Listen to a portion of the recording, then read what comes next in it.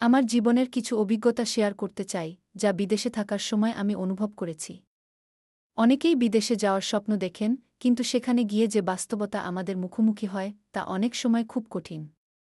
আমি যখন প্রথম বিদেশে যাই, তখন আমার মনে হয়েছিল সবকিছুই খুব সুন্দর হবে। কিন্তু দ্রুতই বুঝতে পারলাম, সেখানে আমাদের জাতিগত পরিচয় নিয়ে কিছু চ্যালেঞ্জ রয়েছে। বিভিন্ন দেশে, বিশেষ করে পশ্চিমা দেশগুলোতে, ভারতীয়দের বিরুদ্ধে কিছু রেসিয়াল বায়াস রয়েছে। আমি নিজে এর শিকার হয়েছি। একবার আমি একটি ক্যাফেতে বসেছিলাম, তখন একজন স্থানীয় ব্যক্তি আমার দিকে এমনভাবে তাকাল যেন আমি সেখানে থাকার অধিকারই রাখি না। এটা খুবই হতাশাজনক। কিন্তু আমি জানি এই ধরনের অভিজ্ঞতা শুধু আমার নয়, অনেকেরই। এছাড়া সামাজিক বিচ্ছিন্নতা একটি বড় সমস্যা। বিদেশে এসে অনেকেই নিজেদের একা অনুভব করেন।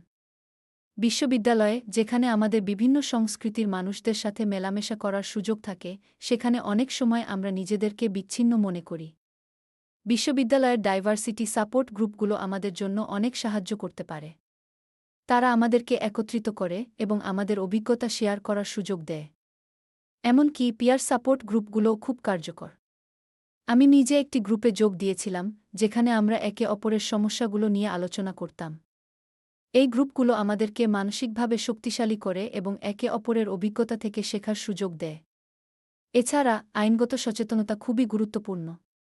অনেক সময় আমরা জানি না আমাদের অধিকার কি কি।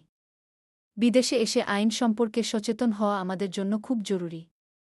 আমি নিজে কিছু আইনজীবীর সাথে কথা বলেছি, যারা বিশেষভাবে অভিবাসীদের জন্য সাহায্য করেন। তাদের থেকে আমি অনেক কিছু শিখেছি, যা আমাকে আমার অধিকার সম্পর্কে সচেতন করেছে।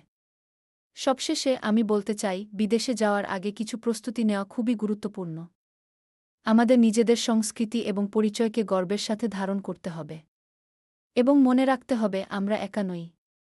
আমাদের অভিজ্ঞতা শেয়ার করার মাধ্যমে আমরা একে অপরকে সাহায্য করতে পারি এবং এই চ্যালেঞ্জগুলো মোকাবেলা করতে পারি।